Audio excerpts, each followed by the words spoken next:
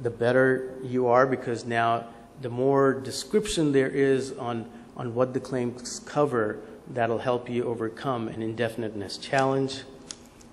The point number 4 deals with ranges and terms of degree. So here, if you are claiming ranges, be specific about what ranges are being claimed. If you are providing terms of degree, like substantially, try and give examples of what is meant by substantially, and don't leave it open for interpretation and challenge that it's not understood what is meant by substantially.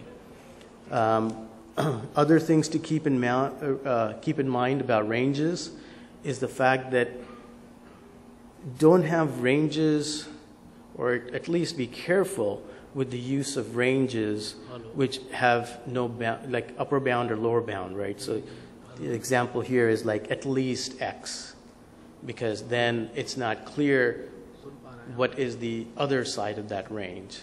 Now, again, here, if you give enough examples in the specification, that becomes clear to one of ordinary skill that it really is not unbounded, it's bounded by other factors, then that'll help make it a definite claim. So again, you could also try and use dependent claims to add clarity, and then even in the prosecution, if you make statements to the examiner, be very specific about how to overcome the indefiniteness challenge by the examiner. So the last topic I'll address is functional claiming, the means plus function language. So this, again, the statutory basis is 112 paragraph F, subpart F. And here the basic law is that you can do functional claiming either as a means for or a step for, but here then you're limited to the scope of the claim to cover only the structures that are described in the specification and equivalents thereof. So here one of the battles becomes, well, when does a claim element, when is it subject to the requirements of 112 paragraph 6 or F? And here the basic law is that if it recites means for, then there's a presumption that means for requirements are to be applied, and this can be overcome if there is sufficient structure such that it is not to be taken to be purely functional language. On the flip side, if there is no use of means for, but you just use some generic placeholder, then until recently the law used to be that there is a strong presumption that means plus requirement does not apply unless that can be overcome. But the recent Williamson decision, which came out last year, middle of last year, changed that. And the en banc decision by the Federal Circuit here basically made it more parallel on both sides. So like they mirrored each other. So if there is means for language, then there is a presumption that 112 paragraph 6 applies. But on the flip side, if it doesn't use those magic words, then there's just the same normal presumption against the application of 112.6, not a strong presumption.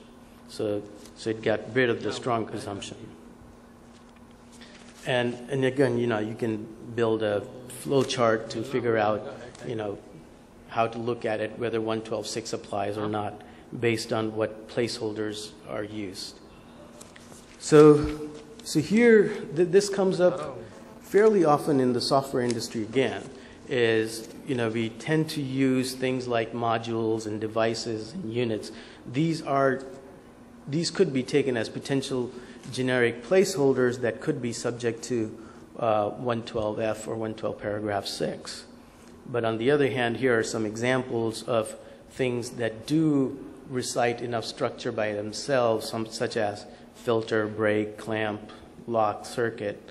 And all of these are from some particular case or the other. So here again, we have to be careful in using the generic placeholders now, because because you really have to look. You just can't get away with the fact that it doesn't use the magic words, so you can rely on this strong presumption because the strong presumption doesn't exist anymore. So the test really is, when it's read in light of the specification, is there enough sufficient definite structure that is in the claim such that it should not be subject to 112F. The other thing to keep in mind is what kind of linking phrases are you going to use. So the most common one is obviously means for, but what if you have some other module that is configured to? I mean, does that help you or not? And I think anecdotally, one would think that it does actually help to say configured to versus saying just for. And then here are some more examples. I'm not going to go through them in detail, but I do want to sort of highlight a couple of points. One is in this aristocrat case, for example, this dealt with the fact that there was a phrase that was control means.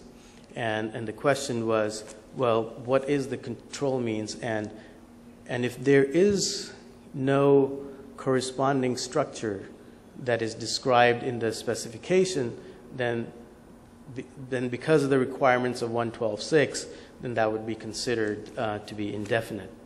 And that was the case here. So then there's one more corollary to this, is that if a general purpose computer is to be used, then there must be an algorithm that is described.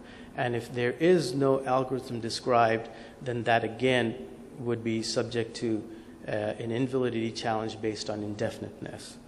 There is a small exception to that, and that is there are certain very generic things such as receiving means or means for storing that could be clear enough, that could have enough structure by itself that you don't even go to the analysis of what is the corresponding structure or not, because it wouldn't be subject to 112.6. But that again is a very narrow exception.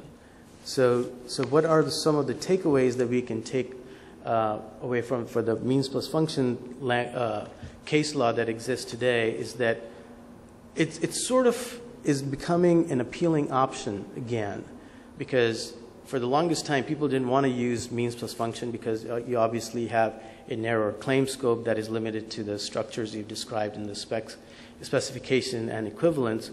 But here, because of the tide of the 101 challenges, there's probably some advantage to having maybe a set of claims that are drafted in a means plus function form, because here you could use that to say, like, well, because by statute, since the corresponding structure is limited to only those things that are described in the specification and equivalence, they cannot preempt the entire field. And so that could be an argument that could be used against the 101 challenges.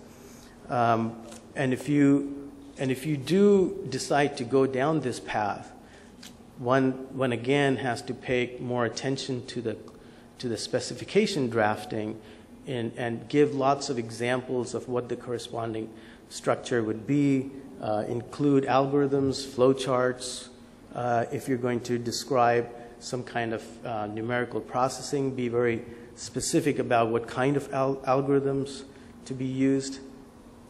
And then on the flip side, if you don't want your claims to be subject to 112.6 requirements and you're using some generic placeholders, then you want to make sure there's enough structure described in that claim that links it back to those generic placeholders, such that you can make an argument that there's enough structure here such that they should not be subject to 112 subpart F. So that's about it. So I think the bottom line that I wanted to sort of highlight here was that in each of these instances, there is perhaps a small change in the case law, but collectively, all of these things working together are making it more challenging to be a patent owner in district courts in the U.S. Thank you.